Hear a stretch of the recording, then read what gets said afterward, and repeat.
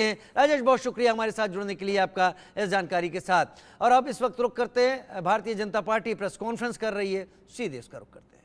उस सबको vote bank के तराजू पर तौलकर एससी, एसटी और ओबीसी के आरक्षण को दरकिनार करके अथवा यूं कहें कि उसे रौंद कर ये अपने वोट बैंक की राजनीति करना चाहते हैं। इसमें किसी प्रकार का कोई किंतु परंतु नहीं है। कांग्रेस का 2009 का मैनिफेस्टो देख लीजिए, समाजवादी पार्टी का 2012 यूपी विधानसभा का मैनिफेस्टो देख लीजिए, कांग्रेस की सरकार के द्वारा आंध्र प्रदेश में लिया गया निर्णय देख लीजिए, हाल में कर्नाटक सरकार का निर्णय देख लीजिए, और अभी अखिलेश यादव जी का यह बयान।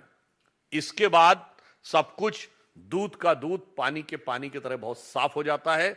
यानी अब यह बात बहुत स्पष्ट है कि अपनी अवश्यंभावी पराजय को देखकर पूरी तरीके से इस गठबंधन का अंतर्विरोध सामने आ रहा है, क्योंकि अब उनको लग रहा है ना इलेक्शन तो अंतिम चरण में आ गया, तो उसके बाद तो अपने असली रंग दिखाने वो शुरू ही करेंगे। और मैं एक बात और इन सारे प्रदेशों की जनता से, जहां जहां इन चुनाव बाकी हैं, मैं साफ कहना चाहूंगा कि जब स्पष्ट है कि पंजाब और बंगाल में ये दल आपस में लड़ रहे हैं, तो इनको वोट देना मेरे विचार से बहुत विवेकपूर्ण ढंग से जनता को विचार करना चाहिए।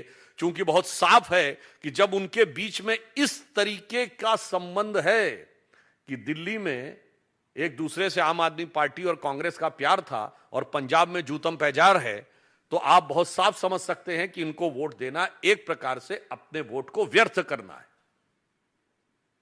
क्योंकि उनको मिला हुआ जो भी वोट है वो उनकी आपसी लड़ाई के अतिरिक्त और उसकी कोई सार्थकता नहीं होगी। इसलिए स्पष्ट रूप से अब हमें साफ दिख रहा है कि अंतिम चरण आते आते देश की जनता ने ये सारी बातें देख ली हैं और प्रधानमंत्री श्री नरेंद्र मोदी जी के नेतृत्व में एनडीए और भारतीय जनता पार्टी बहुत शानदार तरीके से जो हमारा लक्ष्य है 400 पार, उसकी तरफ जा रही है। और देश की जनता निर्णायक रूप से पूरी भावना के साथ और पूरे समर्थन के साथ उसके साथ खड़ी है।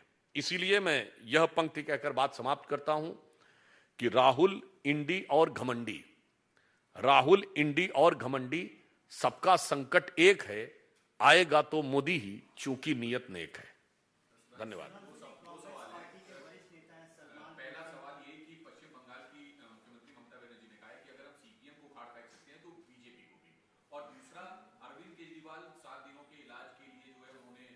ये आपस में